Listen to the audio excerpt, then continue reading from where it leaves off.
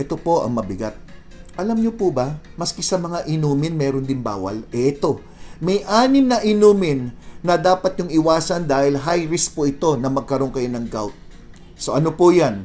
Number 1, at ang sigurado ako sa inyo na ang alam nyo, yung alcohol bawal. Yan, alcohol tsaka beer. So may magsasabi, Doc, red wine naman iniinom ko. Naku po, ang red wine nga pwede magpataas ng uric acid nyo at pwede rin po na mag-atake kayo ng migraine. At pwede rin magkaroon ng hyperacidity or acid reflux. Lalo na pag sobra. Ngayon, kung kayo naman uminom moderately, kung sa tingin nyo, moderately, hindi kayo na-atake, bahala kayo. Pero kung tatanungin, kung sakasakali na kayo po meron ng history na tumataas ang uric acid, sumasakit ang kasukasuan nyo, mas mabuti, avoid. Hindi na yung limit, avoid. Limit kung wala naman kayong sakit o wala naman kayong dapat ayusin sa inyong blood chemistry, wala kayong problema mga sakit na nabanggit ko kanina. So ano pa, bukod sa alcohol at beer, so 2 na yan. Sumunod, soft drinks. Dok, ano bang kinalaman naman ng soft drinks? Yung high fructose content ng soft drinks, pwede po yan mag-cause din ng elevated uric acid. So, Dok, ano nang iinumin ko? Ay naku, sabi ko nga, hindi natin pag-usapan mo na ngayon yung iinumin nyo. Ang pag-usapan natin yung bawal. So, bawal ang alak, bawal ang beer, bawal ang soft drinks. Ano pa ang bawal, Dok? Bawal ang coffee at orange juice, lalo na po yung mga sweetened o yung mga canned orange juice. Bakit ganun, Dok? Ang dami mo nang pinagbawal. Ngayon, may mga nagsasabi na yung kape daw ay pwedeng inumin. Mga 1 o 2 tasa sa isang araw. Pero, base sa mga pag-aaral, na pag uminom ka ng kape, mas lalong napipigilan nito ang paglabas ng uric acid nyo sa pag-ihi. So, nalilesen nito yung excretion o yung paglabas ng uric acid. So kung may atake ka ngayon ng gout at mahilig ka uminom ng kape, tapos uminom ka ng gamot, halimbawa, para pampababa ng inyong blood uric acid, baka kinokontra pala ng kape yung gamot na iniinom nyo. Okay? Then sa orange juice naman, lahat ng canned o kaya processed or mga artificial juice dapat iwasan. Kung fresh juice, as long as walang hinalo, pwede naman. Pero citrus fruits, pwede rin mag-cause minsan ng pagtaas ng uric acid. So, case to case yan. Depende na sa inyo. Kung uminom ka dati ng orange juice at normal naman ang uric acid nyo, walang problema na uminom. Pero we're talking about fresh orange juice, hindi po yung mga powdered, hindi po yung mga can, o yung mga nasa Tetra Pak. And lastly, na bawal, na baka ngayon nyo lang malalaman, ay energy drinks.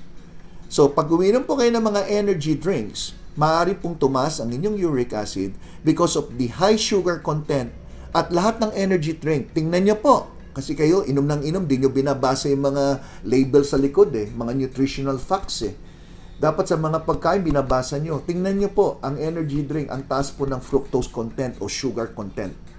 Yun ang isa sa nagpapataas ng energy nyo dahil sa sobrang taas ng asukal at may caffeine din na pwede mag-cause din ng parang energy na extra, pero may minsan nagkakaroon naman ng palpitation at nagpapataas din ng inyong uric acid. So, review natin. Ano yung 6 na inumin na nagpapataas ng chance na magkaroon kayo ng gout? Alcohol, beer, soft drinks, coffee, orange juice, canned or sweetened, and energy drinks. Yan. Ngayon, Doc, anong pwedeng kainin? Okay.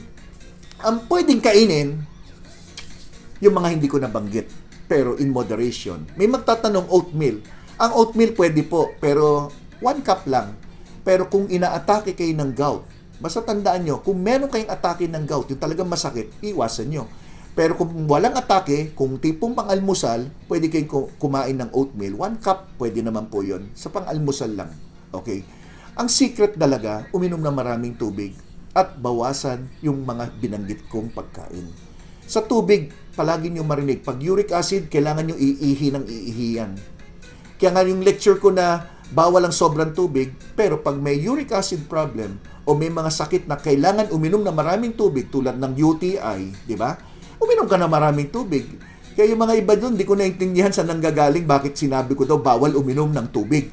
Wala akong sinabi. Ang iba sinasabi, Bakit inom na maraming tubig? Bawal daw, sabi ni Doc Gary. House show na doktor yan na. Hindi po. Ang sinabi ko, bawal ang sobrang tubig kung wala ka namang pangangailangan sa katawan. Ibig sabihin, hindi ka nagpapawis, hindi ka naman ihi ng ihi, hindi naman mainit panahon. Yung mga ganon, yun ang sinasabi ko. So, inuulit ko. Okay? So, ngayon, bibigyan ko kayo ng bonus. Bonus! Ito po, hindi tinuturo masyado ng mga doktor. Ito, yung nakikita nyo po ay celery at pineapple. Alam nyo po ba na ang celery at pineapple ay nakakatulong para sa mga taong may uric acid problem? Kung mataas po ang uric acid nyo, itong dalawang to, secret. Pwede nyong kainin, pero mas pinapayo ko sa pasyente, i-juice nyo. Paano karami yan, Dok? Alam ko na yung mga itatanong nyo eh. Sa tagal ko, alam ko na eh. Dok, kano karaming celery? Kano karaming pinya? Eto, tuturo ko na sa inyo lahat. Oh. Ito. So, mga 2.5 cups of pineapple. Pero mas gusto ko po yung fresh, hindi po yung nasa lata kasi may mga syrup yan at kung ano-ano. So, fresh pineapple, balatan nyo, i-core nyo, tanggalin nyo yung mata, balatan nyo. Siyempre, alam mo, isama mo yung balat naman ng di ba? Tsaka yung mata. So, tanggalin nyo yung mga yon. Tapos, isang tali ng celery yung nabibili nyo sa mga supermarket o palengke. Linisin mo lang, alisin mo yung mga dulo, no?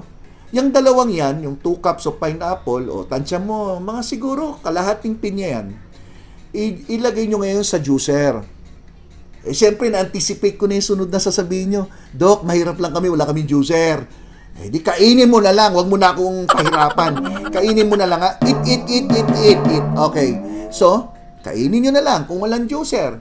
Kung gusto nyo, katasin nyo, dikdikin nyo. Bahala na kayo. Basta yung juice ang pinaka-importante doon eh. So, ilagay nyo sa juicer, then, tansyahin nyo na lang. Kung gusto mo medyo matamis, damihan mo yung pineapple. Kung gusto mo naman na tama lang o medyo lasang maalat-alat na celery, damihan mo yung celery. So, tansya nyo na lang yun. Ngayon, ang tanong, kano karami inumin? Siyempre, nasusunod. Pag ginawa nyo po yung 2.5 cups na pinya, kinuha mo yung katas, saka yung celery, more or less isang baso mapoproduce nyo yan. So, pwede nyo pong inumin once a day sa umaga, o kaya every other day, makakatulong yan. Kung may atake kayo mismo ng uric acid, di araw-arawin nyo. Kung wala naman, di pa every other day or once a week man lang. Parang linilinis lang niya at iihi mo lahat ng uric acid. Ang pineapple, magic yan. May bromelain yan na tumutulong mabawasan yung pananakit ng kasukasuan. At yung celery naman, tumutulong naman siya na sipsipin yung uric acid mo at ilabas sa ihi. So sa ganung paraan, bababa uric acid nyo, nababawasan pa yung kirot. So regarding gamot, regarding kung anong therapy, panoodin nyo na po yung aking topic na gouty arthritis. Nandiyan po sa video description yung link. So, i-click nyo at nandun na po. Okay? So, sana nagustuhan nyo yung paliwanag ko. Kung nagustuhan nyo, palakpakan naman dyan. Yan. Yan. Okay. So, maraming salamat. At syempre, huwag nyo naman kalimutan. Thumbs up. Tapos, subscribe. At click the notification bell. At kung meron po kayong mga topic na gustong talakayin ko sa mga susunod na araw, pwede po kayo mag-comment dyan sa comment box.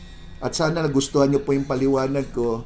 As much as possible, gusto ko sana na masaya ang paliwanagan, madaling intindihin, Tagalog ang salita at may mga konting biro. Pero lahat ng tinalakay ko, i-review nyo. Importante po kasi sa taong mataas ang uric acid, yung disiplina sa pagkain. Disiplina sa mga dapat inumin at dapat iwasang inumin.